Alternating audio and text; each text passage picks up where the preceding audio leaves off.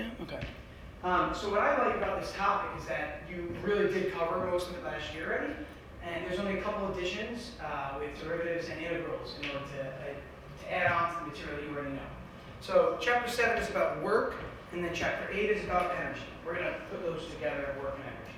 We're even going to take a look at momentum kind of with it, because the work, energy, and momentum problems go together. And we've seen that a couple times already. Last year in your class, we talked about elastic versus inelastic collisions, where momentum is always conserved, but sometimes energy is not. Right? We lose energy in the collision. So let's start with a quick, simple demo. And you may have done this. Donachek made a demo last year. I don't think I did in my class. So this one's really basic. So let me show you what I mean. Have you done this before? In Donachek's class, actually, maybe you guys do this? You would recognize it right away. You may have done it. You dropped this time. Yeah. So for the case of the circumstance, this is not very pumped up, unfortunately. So it's not really bouncing too far off the ground. So the more pumped this would be, actually the better it would be. But there are two basketballs next to our both like this. Unless there's one over there. Now the second is just a squishy T-ball. It's not a regular baseball. Purposely the squishy one. Actually, it wouldn't matter for baseball in this case. This, though, you want to have a little more pressure. So if these two objects collide, when they collide, it's easy to see actually. They're going to deform, right? You can see the deformation occurring. And if you look at a basketball being dribbled in slow motion, it deforms every time it hits the ground. So both of these objects have mass, so therefore both of them have energy. From a given height, they have what kind of energy? From a given height? Potential energy. And as they fall, they gain kinetic energy. Very good. Now, when this, let me actually drop them so I can show you real quick.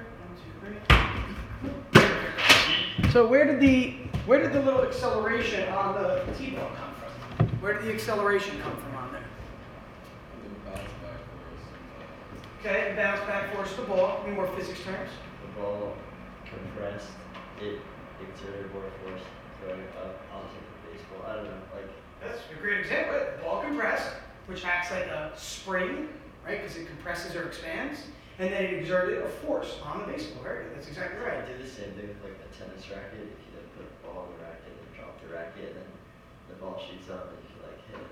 So you drop the racket straight to the ground, and when the ball hits the racket, it pushes on the strings, and then it launches off. Yeah. And you can do this with 3. It's a lot tougher, and I might even send you guys to show you a video of it, because you have to have a mechanism that drops nicely. But you can do it with 3 objects as well. And what will happen is each time you add another object, you'll increase the amount of energy being transferred into the smallest object.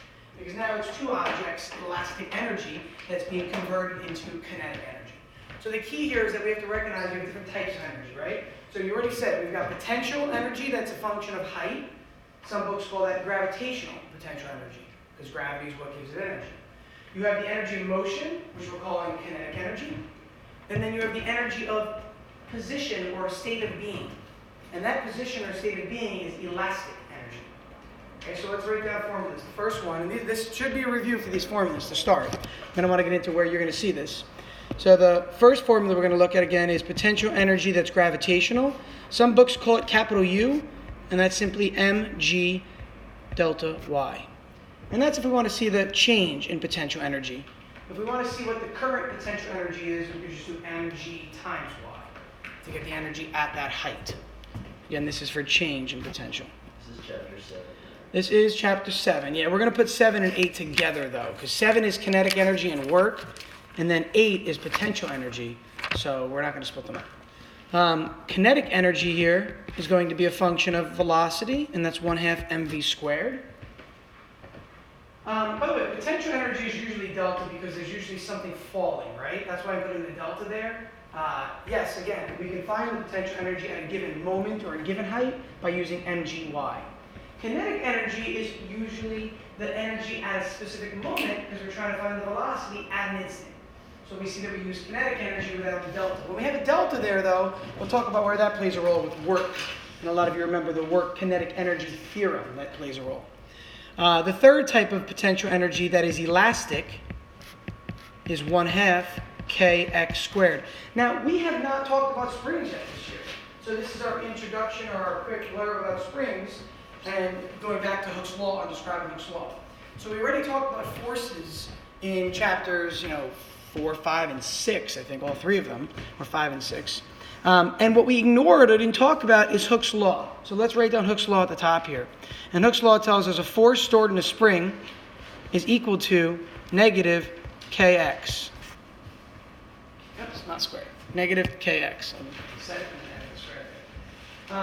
Very similar formulas, right? Very similar formulas. And in this formula for the force in a spring, x is really delta x here. So if we want to call that delta x instead, this is one of those cases where we're looking at how much the spring stretches or compresses by. How much does the spring stretch or compress by? So the delta indicates that the spring is physically stretched or compressed. K is the spring coefficient. Yep, spring constant. Spring constant. So K can be called the spring stiffness, the spring constant, the spring rigidity. Any of those words are fine. I don't know if coefficient's been used, so be careful with that word. But yeah, spring constant really is the word. Why is there a negative sign there in front of the K delta X? You remember that? It's compressing, so when it stretches in the positive direction. So give me an example. So say this is the spring, right? And you stretch the spring. That'd be positive. Delta X is positive, yep. So which way is the spring going to pull though? You would pull it inwards. The spring pulls back against the way you pulled it, which is why there's a negative there. So think about that again, all right? So this is your spring right here along this meter stick. It starts first as the length of this marker. You pull on it, which gives it a positive delta X. And then as a result, the spring pulls back in that direction, which is where the negative sign comes from.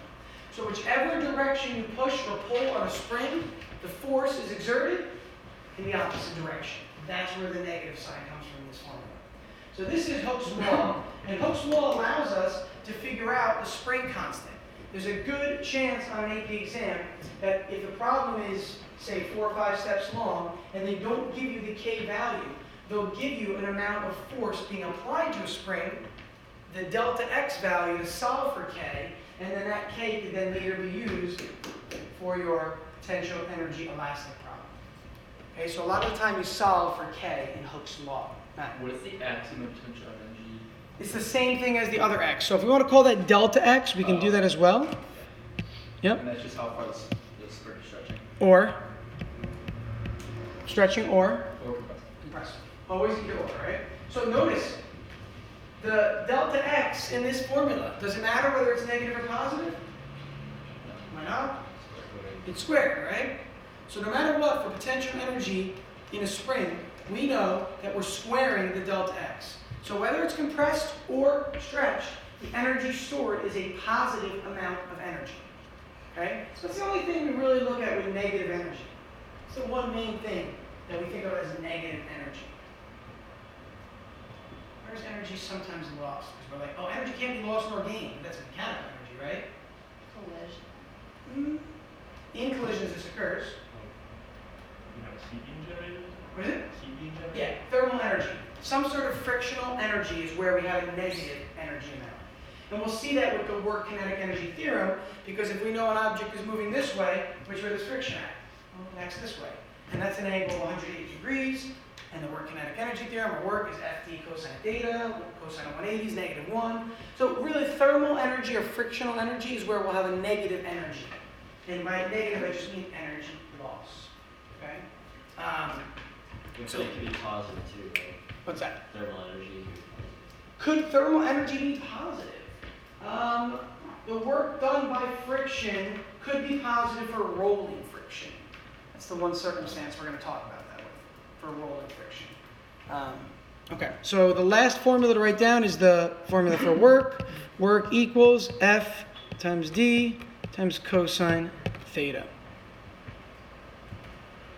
And this is the one that we're going to really focus on for a little while, because this is the main one that we can use a little bit of calculus for. Okay, and this is where it's going to be applied on your AP exam. So first, your text starts with the concept of kinetic energy and motion, and then they go into like the concept of work and how you can get things moving. And think about it logically. What's the only way you can get this eraser moving? By applying a force. So the only way to give this object kinetic energy is by applying a force. And a force means that you must have done some work. So there's a connection between work and kinetic energy, and that theorem is called the work kinetic energy theorem. And that's in red at the bottom. Okay, and if you want to, I don't recall, you guys can check the formula sheet. I don't think you're given all of these formulas on your formula sheet. So start to recognize again, right, as we talked about this throughout the year, what formulas you need to memorize as opposed to what formulas will be given to you. Okay, so take a look at that formula sheet if you need to see which ones you want to maybe circle or which ones you want to write down and memorize next to it. I would think that by this time from last year's course, you have, let's see, you should have really this one here, this one here, this one here known for sure. Maybe this elastic energy one you still have to memorize, but because Hooke's law and the elastic energy are so similar, it's not that bad actually. And can anybody see the connection now between elastic energy and Hooke's law? K delta X is substituted for the MV, and then K delta X K is... delta X is substituted MV into half MV squared. That makes it similar, but I'm asking the direct connection, sorry, between these two formulas right here. The direct connection between those two. And I ask you this year, not last year, as my hands. I'm asking you this year. Last year you would not have been able to figure out that connection. It's like slope, like the inverse. I just remember, like, isn't it kind of similar to the... It's the derivative. Yeah. Slope, derivative. Yeah. Look at the derivative of this. What's the derivative of this come out to be? K Comes delta out to be X. that, without the negative sign. Without the negative sign. I see that that's missing, right? But take the derivative of this. Bring the 2 down in front. 2 times 1/2 cancel. You're left with kx, or k delta x, which is that. So it turns out that the derivative of your potential energy elastic function is Hooke's law. That's where Hooke's law really comes from. Now, the question which came first, I don't really know. But maybe they go Hooke's law, took the antiderivative or integrated it, right? And got potential energy function for their elastic energy. But there is a connection there. So recognize that, okay? So this is derivative. If we're going derivative, if we're going that way, and then if you use the phrase integral, or is it just antiderivative so far? Both. You've heard the phrase integral at least? You've said it? Okay. So depending on which way you're going, right? You go from one to the other. So there's one connection for calculus for this. Second connection. Your work done. And this is the one that's a little bit trickier. If I apply constant force to something, then F is some value. And I can say to myself here, actually I'm going to start a new slide for this next one. Okay, I'm going to go to the next slide if anyone hasn't written anything down in here. And I'm going to take a look specifically at this formula on the next slide. Okay, that's the one that's going to matter a lot. So let's take a look at this. And let's take a look at F. Okay, we've got force and we've got distance. The y and the x-axis. If the force applied is actually constant in the problem, and we want to find out the work done, it's pretty simple actually. So let's draw a function that looks like this and call this force F0. And let's say we've got D0 right here. So we've got some applied force over some distance D0. If I want to figure out the work done, thanks to the work formula FD cosine theta, I can recognize that really this is just FD, and then the cosine theta comes in to play a role if the force is applied at an angle. But let's say for the circumstance here that it's applied as a horizontal force, so the cosine of 0 is just 1. That's not going to matter in the problem. So again, I'll put a diagram so if it helps maybe. Okay, there's my diagram.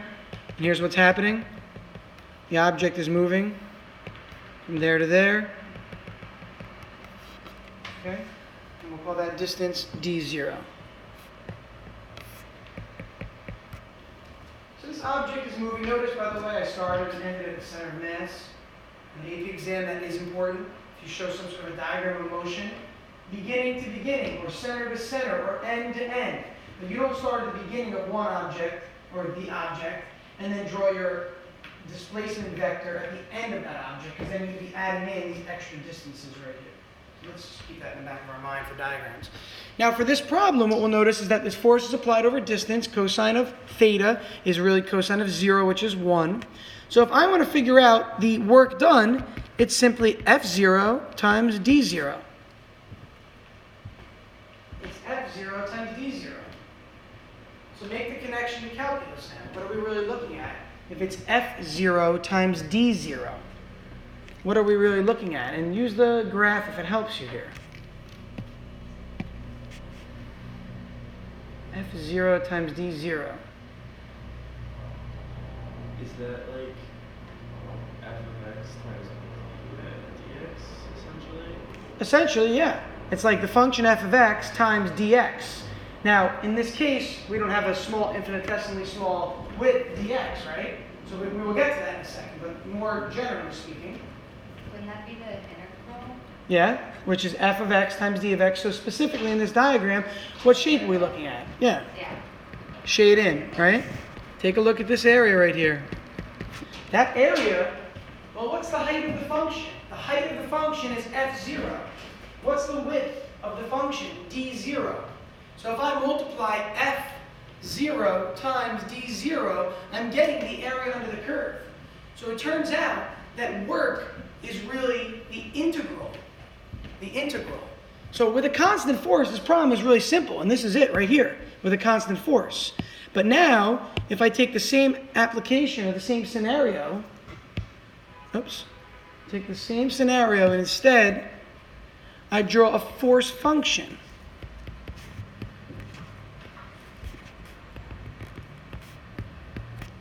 Okay? I cannot call this f0 anymore. I have to call it some function of x, or actually in this case, some function of d, if I'm using d on my x-axis. Which would be kind of odd because you guys used to dx, it's going to be dd. Follow what I'm saying here? Okay, we're not looking at x, we're calling it d, this axis. So if I look at this problem here now, I cannot simply find this area using geometry. It's not a rectangle anymore. I can't just say, oh, it's force times distance. But it still is force times distance. It's just that now, when we find the work done, it's the integral from the beginning position, which in this case is 0, to the ending position of the force function times dd. Now, I think your book is probably going to use f of x times dx, so I'm going to change that. Let me just take a look. I think they're going to use f of x times dx.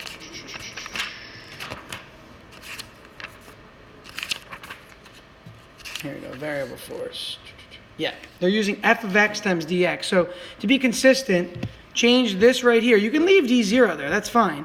But let's call this other stuff instead dx. Okay, so I'm changing this to call this the x-axis, really.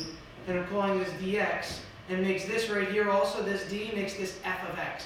But my limits of integration, have you guys done the limits of integration from like 0 to 5, you integrate with the numbers at the bottom and the top? Yeah, we're pretty full. Okay, so because I know you were talking about the average value theorem on the right, so I'm thinking you guys had done this already. This is before integrate. Perfect. Perfect. Okay? So really what we're doing is we're finding the area under that curve from 0 to d0, to whatever point we stopped at. So this is where we're going to be seeing the work kinetic energy theorem applied. So this is the work done, and this is equal to delta KE. It's equal to the change in the object's kinetic energy. So if a problem gives you a variable force function, write that down here at the top of this. This is a variable force function. This is a constant force function. When a problem gives you a variable force function, and that means that here's what's happening. Ready? Watch me do it.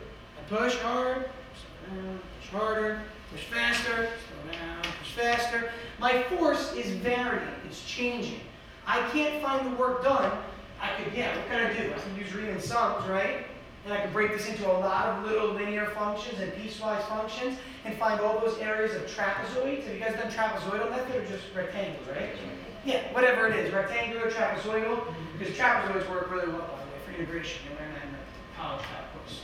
So I can find all these little polygons and estimate, but I don't want to do that because now you know calculus, right? I don't want to estimate that area. So we use this formula here, okay, from the beginning to d0.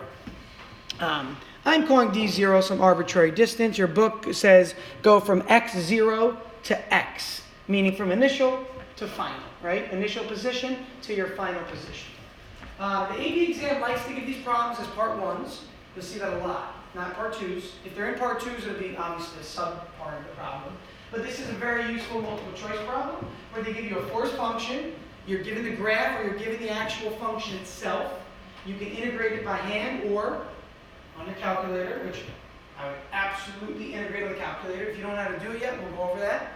100% integrating the calculator in this exam, unless it's part 2 where you have to show some work.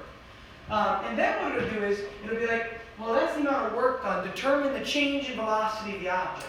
And that's where you have to set this now equal to the delta KE, the kinetic energy change.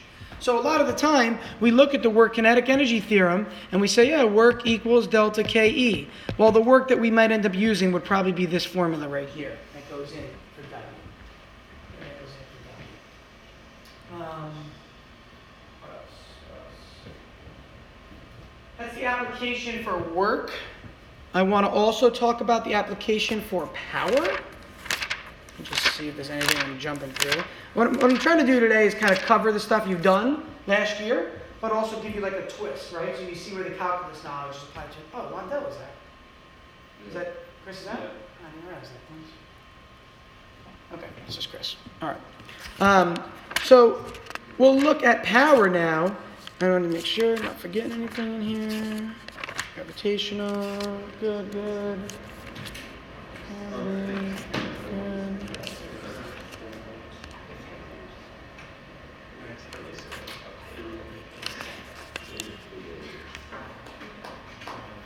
By the way, your book derives how you can take Hooke's law and integrate it and get 1/2 kx squared for the elastic energy. It means literally just an integration, which we already saw. But if you wanted to see it done algebraically, you can.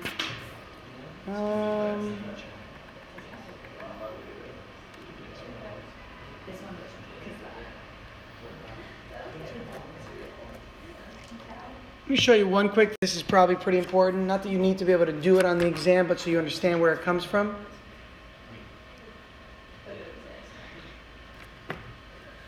So we started here a minute ago with work equals the integral, and the book is using x, 0, and x. So I'm going to use those for the moment. F of x dx. Now, really, if we look at this, this is really the integral from x0 to x final of force. And force is really ma. So your book starts by replacing force with ma.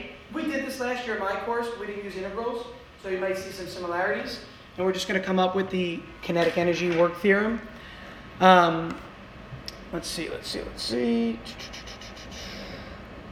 Your book then says the following. We could say this here, ma dx, is the same as m dv dt dx. It makes sense of that. This is really m times a times dx, but a is the derivative of velocity with respect to time, because that's your acceleration function. So replacing that with dv dt. Let's see. Okay, we can write a side note, and this is the chain rule. You guys have the chain rule down pat by now? The chain rule, think about dv dt and what it really is. dv dt is really dv dx times dx dt.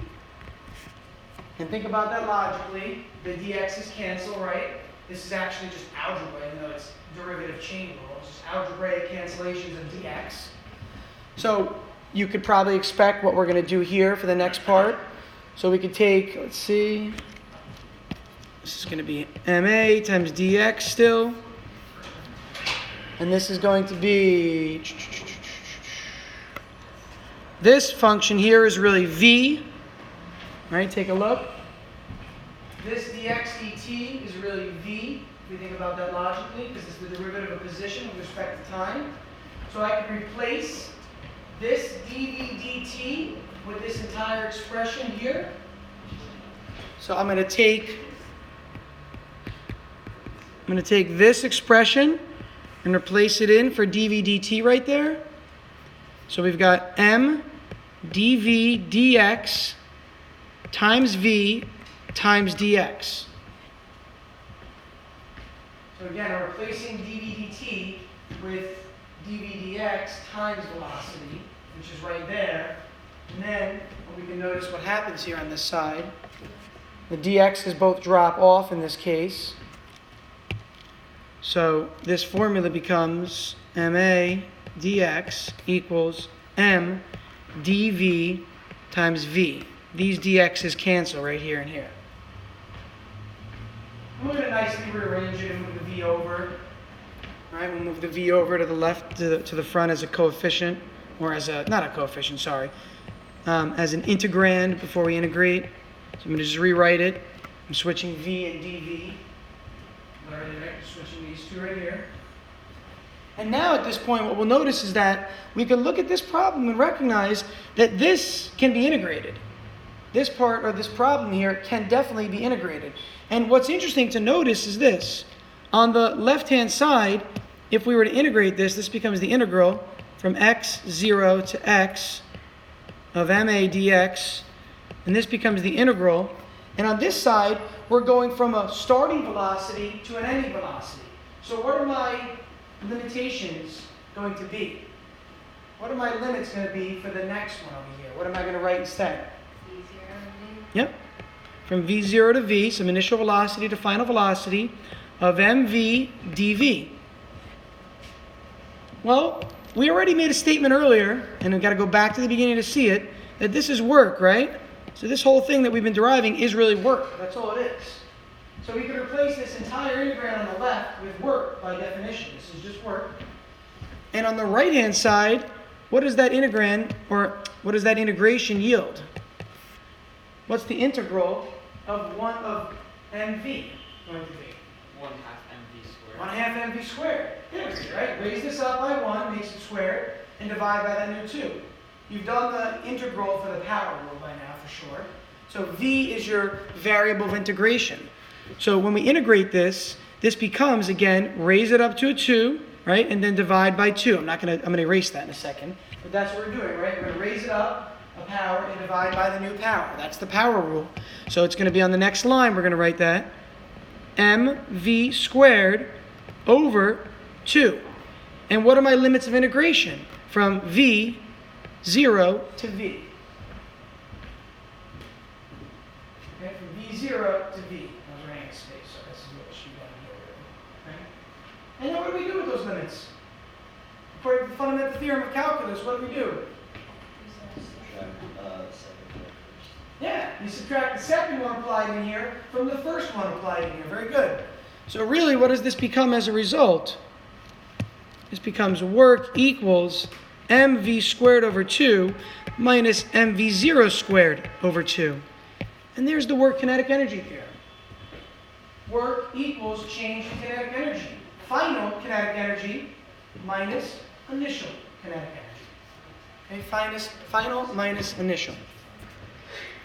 So that's the derivation of the work kinetic energy theorem with a variable force function.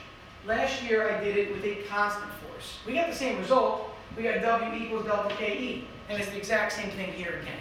Except now we used integrals to come up with that knowledge. Okay. Another question. Yeah. Where do you, how do you get dv over dx times v? Like, where did the v come from? Up here in the top right. Yeah. So what's dx dt? The derivative of position with respect to time. Remember this? Yeah. That's velocity by definition.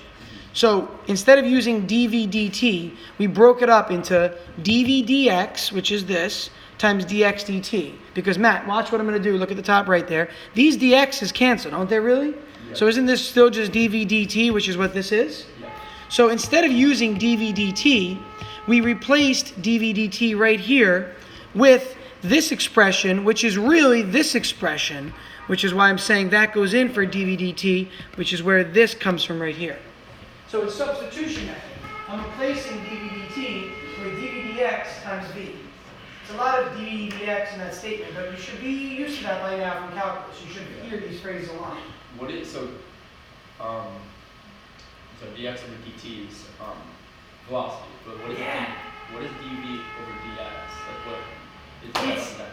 That's not actually anything that we know. It's the derivative of velocity with respect to your position. It's not another function that we've actually derived. It's the only reason we've done it is to show the cancellation of dx, the differentials. Remember, differentials apply, the rules of differentials are algebraic. Right? Keep that in mind. Differentials are just like variables. They're algebraic in nature. So still, they do cancel. So all we did for that reason, Matt, was to cancel the dx there. This is not an actual thing. It's just that we applied the chain rule of calc to come up with what This is ddt just- is. This is just proving the work. That's all it is. Proving where the word kinetic engineering comes from for a variable force, right? For a variable force in this case. So in the end, this is still the integral of f of x dx. That's what this is, and that equals that whole thing. Can we just do some problems just to apply it? Yeah. Yep. So let's take a look at one.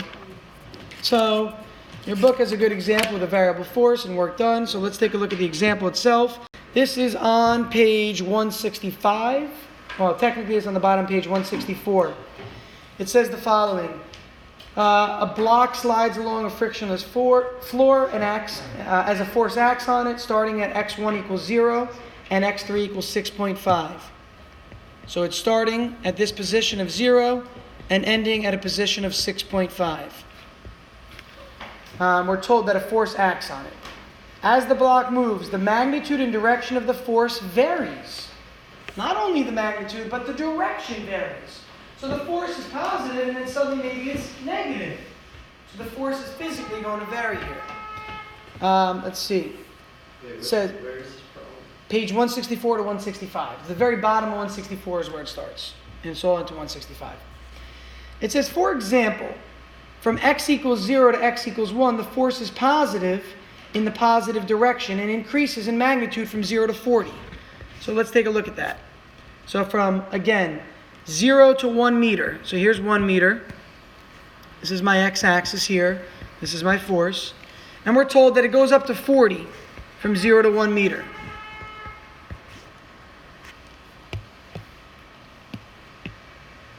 I'll put units on the axis instead to make this easier, okay? Makes life easier, right, by putting units on the axis, not on each tick mark. So we know that it goes from 0 to 40, the force, from the beginning to after 1 meter in distance. So those are my first two coordinates based on this. It says, again, I'll read it. For example, from x equals 0 to x equals 1, the force is positive and increases in magnitude from 0 to 40. And that's what I've shown there with those two coordinates. And then it says, from 4 to 5, the force is negative from 4 to 5. So let me get to that point. We're going to go up to 7, by the way. So if you need to space it out a little bit, maybe I need to space it out a bit better as well. I mean, I guess it doesn't really matter if the spacing is perfect because I'm just sketching this. But I'm going to make this 3. I'm going to make this 4. I know it's not drawn to scale. Just bear with me. Make this 5, 6. Can I extend this? Yeah, I'm just going to extend it a little bit. Okay, I'm going to put 7 out here. I'm going to just move some of these over to make them somewhat of a better estimation here. Okay. Again, those coordinates are not perfectly drawn. But those are the spots that are going to matter based on the problem itself here. So I'm just identifying them. So it says from 4 meters to 5 meters, from 4 meters to 5 meters, the force is negative and increases in magnitude from 0 to 20. So here I have to extend my negative axis here. This is going to be negative 20. And from 4 to 5 meters, I'll use red now, it goes from 0 to negative 20. So I know already that the force is looking like this, and the force is looking like this. Those are the two portions I'm given so far. So I've got my force in the very beginning, and I've got my force function here. So in the beginning, it's like this, right? Light force, more, and I'm accelerating. I'm not just accelerating, because if I'm applying a force, I'm accelerating actually. I am increasing the force applied from 0 to 40. So my derivative of my force is positive, right? It's an increasing function. It then says what? The block's kinetic energy at x1 is equal to 280. So let's jot that down. The kinetic energy, again, at the position of x1, we'll call that 1, is equal to 280 joules. The block's kinetic energy, God bless you, at x1 is 280 joules. And the first question says, what is the block's speed?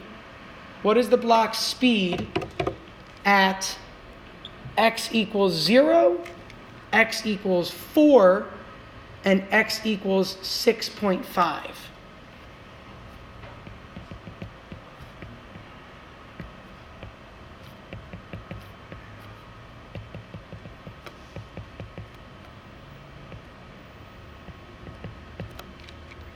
And x equals 6.5.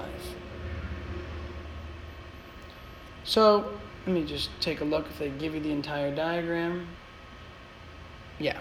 So we've drawn in what we know based on the wording. The problem says according to figure 713A. So I'm going to fill in the rest of this diagram so you guys have an idea of how this force is working.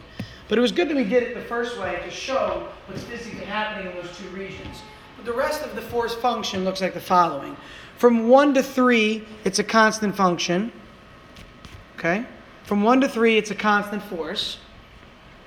From 3 to 4, it drops linearly to the origin, or to the horizontal axis, rather. Sorry, not the origin. From 5 to 6, it's a constant function. And from 6 to 6.5, it goes back to the horizontal axis. So this is what the figure actually looks like in the problem. The problem, though, gave the wording for the regions from 0 to 1 and from 4 to 5. The other regions were only given in the diagram, not in the problem. So why did we need all those other regions? Because clearly we're going to have to use the areas under these curves. So as a result, we need to know what the height of the function is in these regions. I only knew 4 to 5 and 0 to 1 based on the wording. So the rest of the diagram is absolutely important here. And all we're told again is that the energy at a location of x equals 1 is 280. That's only at this moment right here. Okay, that's the energy we know, only right there. Now, the problem again wants us to find the speed at several locations. So let's start by looking at this. So first it says find the speed at x0. At x0 or x equals 0. And at first you might say to yourself, well, it's just 0, Mr. Howell. There's no force applied, right?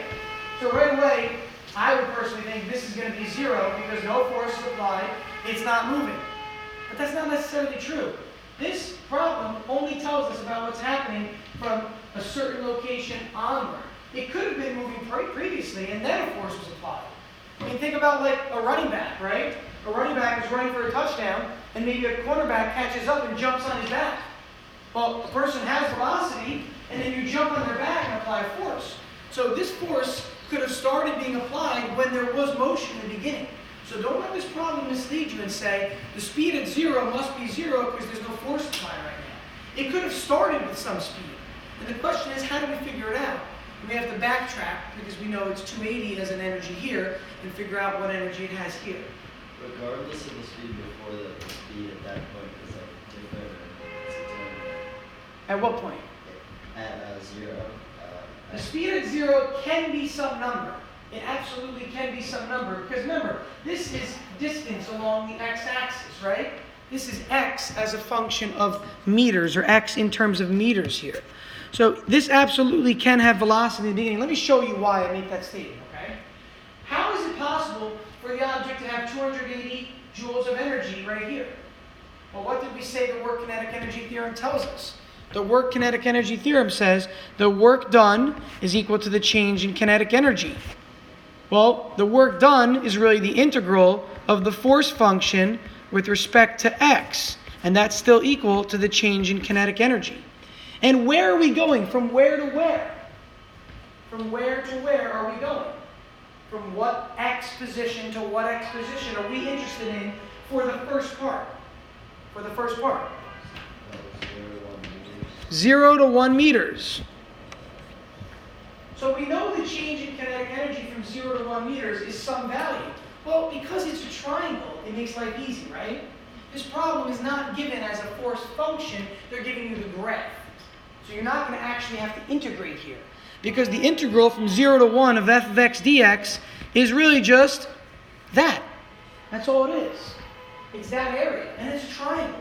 So on the exam, when they give you a graph, and it's a bunch of piecewise linear functions, use triangles, use rectangles. If you want to use a trapezoid, if you need it, use it. You can use a trapezoid here, right? Or you could, like we've done in the past, split this into regions. Triangle, rectangle, triangle. We did this earlier in the year when we talked about the concept of an integral. Okay? So really, what does that area become? The base is 1, the height is 40. Base times height is 1 times 40 divided by 2 because it's a triangle. So what is the area? 20. So it turns out the change in kinetic energy is just 20 joules. But I just said that at 1 meter it has 280 joules. But it only changed by 20. So how many joules of energy did it have in the very beginning, actually? 260. Think about it. Starts with 260, gains 20 joules of energy as a result of this area, and therefore has 280 joules at x equals 1. So this problem is very interesting because it's very misleading if you don't think about your calculus knowledge. If you just say, oh, in the beginning there's no force, so there can't be velocity, it's, again, not correct. So at this moment in time, and we can do this maybe on our diagram if we want to, we could just list the amount of energy it has at any given moment. So this is 260 now, and at this moment it has 280 joules of energy. I'm using yellow to indicate that. And again, it changed by 20 joules. So the question is still not answered though, right? The question has not still been answered. The question says, by the way, the mass is given as 8 kilograms. Let me jot that at the very top of here, because obviously we're going to see that's going to come and play a role. The question says, find the object's speed at x equals 0. So how can we do that now? How can we find the object's speed at x equals 0? Chip, go for it. Would you do 1/2 mv squared equals 260? Yeah. The amount of energy in the system, which is kinetic, equals 1/2 mv squared. We know in the beginning it has 260 joules of energy just because it's moving already. Again, this box or block already has motion here. And that equals 1/2 times 8v squared. Okay? So yes, this is a simple plug and chug after you do the calculus portion of it. Okay? So double 260. 520 in this case. We'll divide that by 8. 520 over 8 and then square root it. I'm not really concerned about the number, but let's write it down just to have it.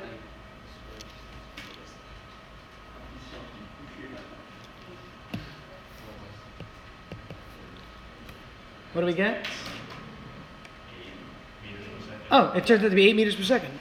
Nice. And it was 8 kilograms. And that's going to be V0. Okay, V0. The velocity at a position of 0.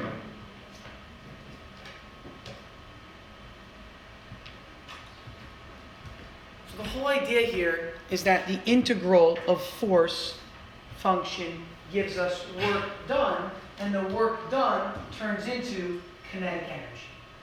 I'll do it again physically so you can see it, right? You apply force, and it causes motion to happen. That's physically what's happening here. Yeah? So then is it the same at 4?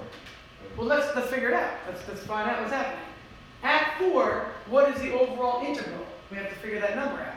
Remember, the force at 4 is 0, but is the integral at 4 is 0? It would be 0 if it had a positive and a negative area that canceled out, right? Remember we did those problems earlier? You have a function that's positive, and then the exact same function that's negative. Those areas would cancel, wouldn't they? And therefore the overall force, or the overall integral would be 0. So the work done would be 0. You would have all this positive work speeding it up, and then you would have a lot of, if the force is under the axis, what kind of work is it doing? It's opposing motion, so what kind of work? Negative work. So area above the axis is positive integral, positive work. Area below is negative integral, negative work. And think about it logically. This eraser, ready, after 4 meters is moving positively. And then suddenly I apply negative force. I am opposing motion. I am doing negative work. I am now friction in a sense. I'm slowing it down.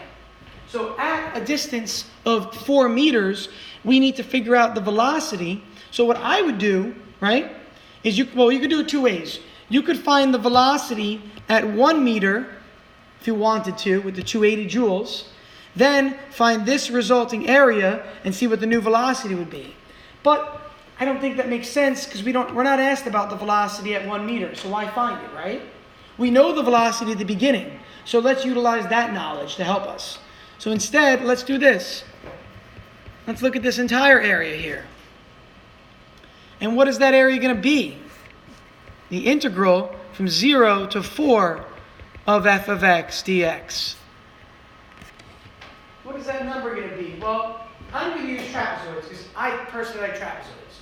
You could break it into 2 triangles and a rectangle, but honestly, it's a waste of time. You're doing math 3 times. Base 1 is 4. Base 2 is 2. That's the top up here.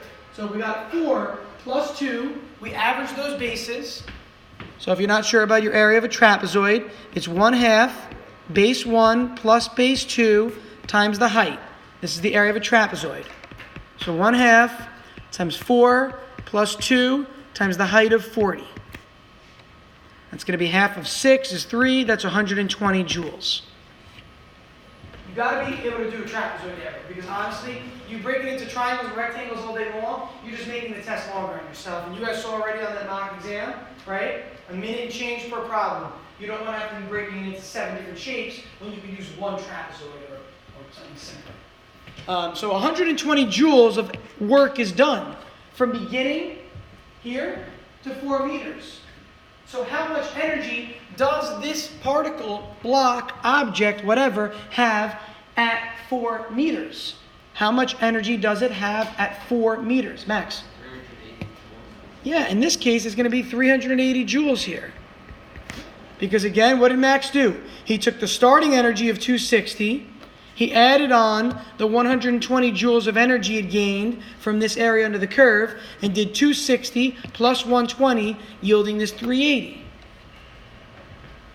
Yielding that 380. And why am I starting from the beginning? Why am I not doing it this way from here over? Again, because I know the velocity in the beginning. You can do it from here over, get the area, but then backtrack and start the problem over from here. Because you need to have the work kinetic energy theorem. So let's write down what we would do now. We would say the work done equals the change in kinetic energy. The work done is 120 joules. That equals 1/2 mv squared minus 1/2 mv naught squared. Final minus initial. Oh wait, so it's not a 380 equals 1/2 mv squared. Now what? Not 380 equals 1/2 mv squared. I just don't understand why. I don't know what you're saying. 3AD? For 380. Oh, 380. Sorry. So no, what's happening here is this. I want you guys to apply the work kinetic energy theorem, which talks about the change in kinetic energy. And the change in kinetic energy is due to how much work was done. So at this moment, I can take the kinetic energy and find the velocity from that alone, like we did earlier right here. And I can just do 380 equals 1/2 a times v squared and find the velocity right here. But I'm trying to point out how the work kinetic energy theorem is used as well. So you can do it either way, Tristan, absolutely. So Tristan is saying the following. He's saying, can't we just do 380, which is the amount of energy it has, equals 1/2 mv squared, and find the velocity, and get the velocity, and that will be the velocity at 4 meters? You can absolutely do that, but I'm just trying to emphasize the work kinetic energy theorem here. So if I look at this problem, I can see that I've got the initial velocity here, right? That initial velocity was 8. And this kind of a problem is going to come up, where you're given the initial velocity and you want to find the velocity later on. So 120 equals 1/2 8v squared minus 1/2 8 times 8 meters per second squared. And as a result, I can get v. Now, either way I do it, Tristan, I'll get the same answer, right? Whether I use the work kinetic energy theorem and solve this long equation here, or if I use the simpler approach that Tristan thought of here by just looking at the energy at that moment, we'll get the same answer for v. What do we get? What do we get when we solve either equation? 9.8.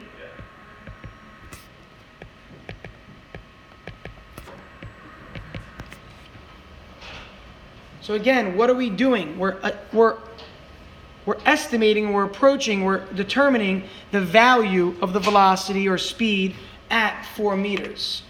At 4 meters.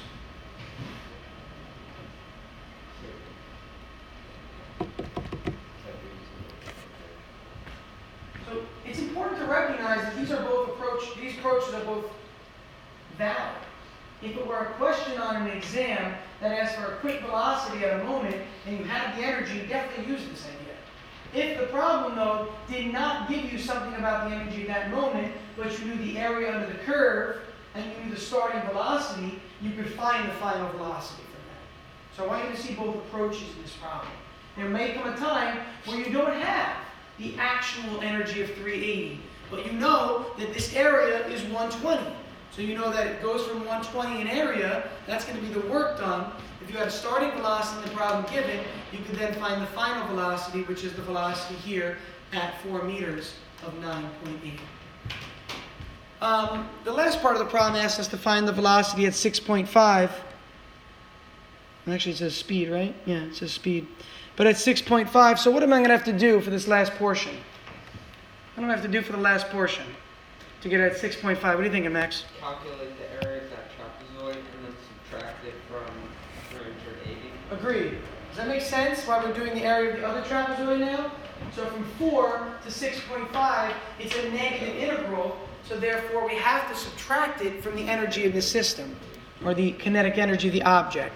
So that area is going to be, what is that area going to be actually? 2.5 plus 1 divided by 2 times 20. Does somebody want to give me that area? They can calculate it real quick.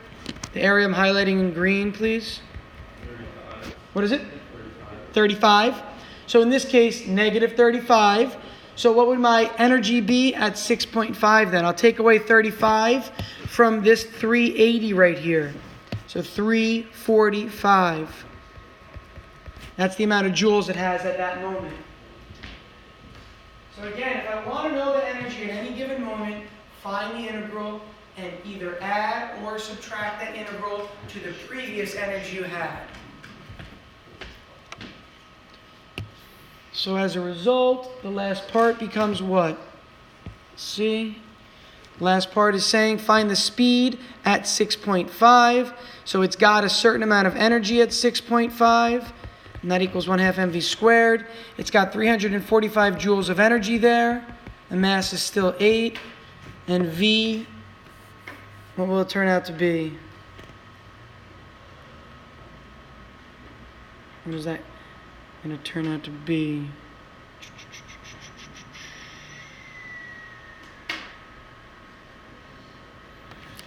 Why do I feel like the number's off there?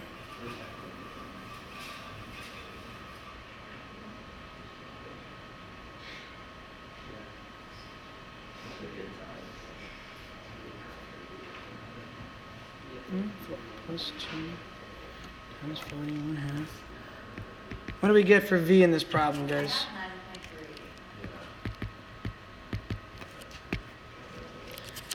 I think I may have copied the diagram wrong slightly. So when you look at the example in the book, it's slightly different than this one, because I think my angles are off.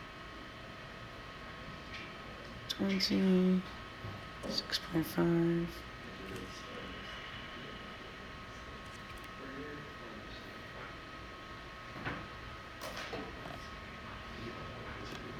Yeah. The idea behind this is that when you take the integral, you're gaining kinetic energy because you're doing work to the system. You can do negative work and thus obviously lose energy. Let's finish off today with one last idea. Okay, one last idea I want to point out. And this is the last chapter 7. So we pretty much went through all of chapter 7 just now. So the power, anybody remember power? What the definition of power was from last year?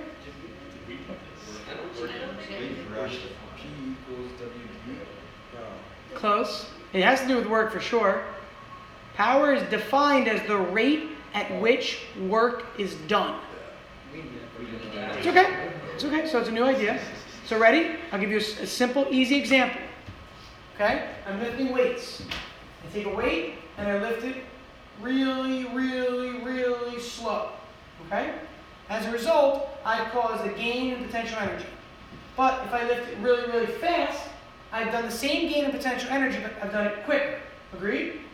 So the work done over time is the definition of power. It's how quickly you do work.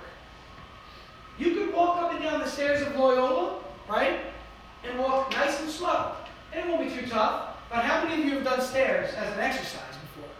Basketball, I know you've done it. Track, have you done it? Cross country at some point? Basketball? Other sports? I'm trying to think of other. Right? I don't think we've done any soccer and baseball. No. But stairs are really, they're terrible, right? Because you're running up and down the stairs the whole time. So you're doing the same amount of work. You are. Because you're gaining what kind of energy as you go upstairs? Potential energy. You have kinetic because you're in motion. But again, you're doing work. And it's the same amount of work that you're doing. But you're doing that work in a faster time period. So T is smaller in that circumstance. So I might do 250 joules of work to run up the stairs in Loyola, but if it takes me 10 seconds, then I'm doing 25 watts of power. But if I do the same amount of climb and it takes me 100 seconds, then I'm only generating 2.5 watts of power. So power is really what some people call wattage.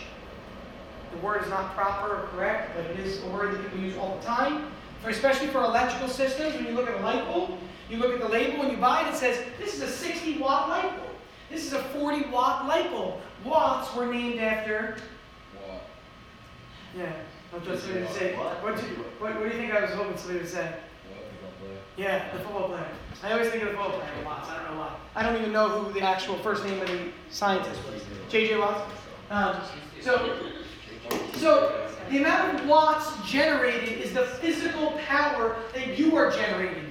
So if you can do something faster than someone else, you are generating more power. Now, I want to extend this idea. James Watt? Thank you. So it is a J. Watts, huh? I want to extend this concept of power into calculus. Rates. What do rates mean in calculus? Rates mean what? Are they integrals? No, right? Not rates. What are rates? Derivatives. So I know, I gave that one away. So the power is really dW dt. It's the rate at which work is done. dW dt. That's what power really is.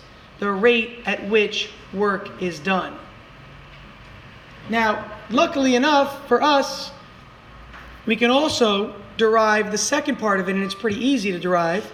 We think of power and dW, right? The derivative of work, dW.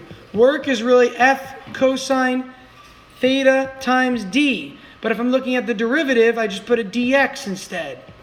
And instead of this being over time, I think of this as dt. And what is dx over dt? What is dx over dt really? What did we just say a little while ago? What is dx over dt? What is it?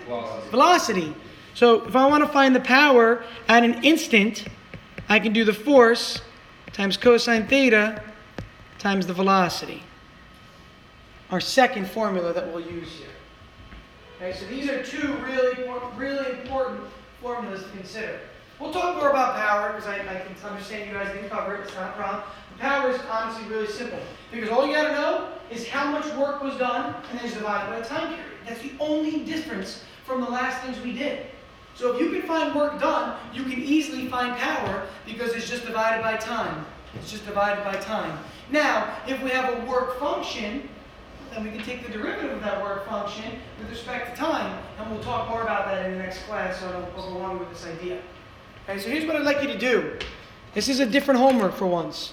Okay, I'm not going to assign problems just yet for homework. Here's what I really want you to do. I want you to read chapter 7. You've got 2 days to do it. Chapter 7 in length is not even 20 pages. It's 149 to 167. It's 18 pages. 9 pages tonight, 9 pages tomorrow. And the reason I'm not giving you word problems or any homework is to emphasize the importance of reading. I haven't really pushed too much this year. I haven't been pushing you to say you should be reading the chapters every time. I assume that you're reading the chapters, but it may not be happening. So if it were me, I would absolutely recommend reading 9 pages tonight and 9 pages tomorrow. Not 18 pages, right before class, 2 days from now, the period before. Is that clear? What I'm going to do, though, is in 2 days, you meet with Alex during first period. I'm going to have Alex go through a bunch of sample problems of these topics before you start the homework on this topic. Okay? So in your recitation on Thursday, you'll do sample problems with Alex. You'll have already read chapter 7 before that sample problems with Alex. Please, don't wait until after that. Because when you start doing the problems with Alex, you might be a little bit lost because you didn't read ahead of time. So read chapter 7, please, before then. Do problems with Alex. And then later that day, I will go over more advanced problems with you, and I'll give you an assignment for homework on it. Is that clear? Okay, then in the next class, we'll get right through momentum. So we're covering energy and momentum, which is like almost 3 chapters in your book in a couple class periods. And the reasoning is because energy you should really have down pat from last year. And this is not a topic that involves a lot of practice. It's one of the easier topics in physics, which is why I'm trying to go through it quicker so we can spend more time on the tougher stuff like rotational and simple harmonic motion and vibrations, which is a big part of your AP exam. Chip. I was just going to ask when you're doing DW, why you're not taking the derivative of cosine? Because theta is not a function of time. Theta isn't changing this problem. Oh, so is it like constant? The work is changing as a function of what time you're at. So if you generate more power, then less power, then more power, that's a function of time, which is why we take its derivative there. So that's the case, but theta is not a function of time. It's the same angle the whole time. So cosine theta is a constant, so technically it's like coming out front before you take the derivative. Okay? Again, please guys, read chapter 7. I promise it will definitely help you. Okay, it will definitely help you. All right, have a good day. I'll see you guys Thursday or after school today if you want to come by for some help. Again, I'll be here after school. Feel free to come by. Thank you. See you guys. Where do you have that from?